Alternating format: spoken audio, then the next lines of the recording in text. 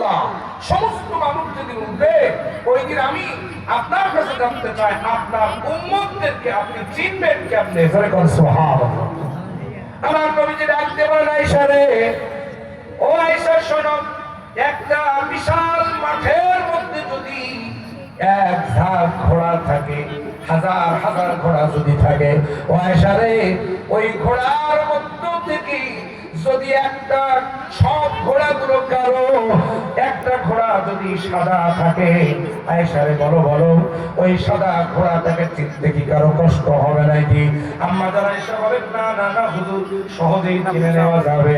আল্লাহর নবী বলেন, আয়েশা রে, কিয়ামতের কঠিন বিপদগ্রস্ত ময়দানে আমার যে সমস্ত উম্মতেরা দুনিয়ার জমিনে নামাজ আদায় করেছে, নামাজ পড়তে গিয়ে যারা দৈনন্দিন 5 বার ওযু করেছে, ওযুর হাত ধুয়েছে, এরপরে মুখের মধ্যে পানি দিয়েছে, কোনই পর্যন্ত ধুয়েছে, মাথা মাসে করেছে, পা ধুয়েছে, ও আয়েশা শুনে রেখে দাও, কিয়ামতের ময়দানে আবার ওই সমস্ত উম্মতের ওযুর জায়গাগুলি চকচক চকচক করে চলতে থাকবে। ও আয়েশা, ওই ওযুর জায়গাগুলি দেখে দেখে চকচক করে নুরানি নূর জ্বলতে দেখে আমি বিশ্ব নবী আমার গুনাহগার উম্মতদেরকে বেছে নেব। জোরে বলেন সুবহানাল্লাহ, আরো জোরে বলেন সুবহানাল্লাহ। এজন্য নামাজ যারা পড়বে না, চেহারার মধ্যে এই নেককারের জ্যোতিটা কিয়ামতের ময়দানে স্পষ্ট হবে না। কিয়ামতের ময়দানে যাদের নেককারের জ্যোতি স্পষ্ট হবে, এগুলো দেখে দেখে নবীজি আমার তাদেরকে বেছে বেছে জান্নাতে নিয়ে যাবেন। জোরে বলেন সুবহানাল্লাহ। আমার দিদি ভাইয়েরা, তবে 1 নাম্বার নেককারের জ্যোতি থাকবে না, চেহারা থেকে উঠে যাবে।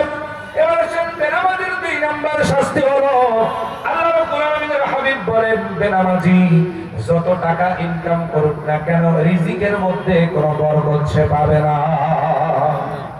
রিজিকের মধ্যে তার কোনো বরকত থাকবে না। আমার দিদি ভাইয়েরা, অনেক টাকা ইনকাম করবে কিন্তু রিজিকের মধ্যে কোনো বরকত নাই। অথচ একজন নামাজি ব্যক্তি দিনে 300 টাকা ইনকাম করবে, 200 টাকা দিয়ে সংসার চালাবে। আমার দিদি ভাইরা, 100 টাকা দেরি থাকবে, এরকম লোক আমাদের সমাজে আছে না নাই? একটু জোরে বলেন না, আছে না নাই? আছে। রিজিকে বরকত হবে না। দেখতে পাবেন অনেক কোটিপতি, কিন্তু রিজিকের মধ্যে কোনো বরকত নাই। 2 নম্বর শাস্তি।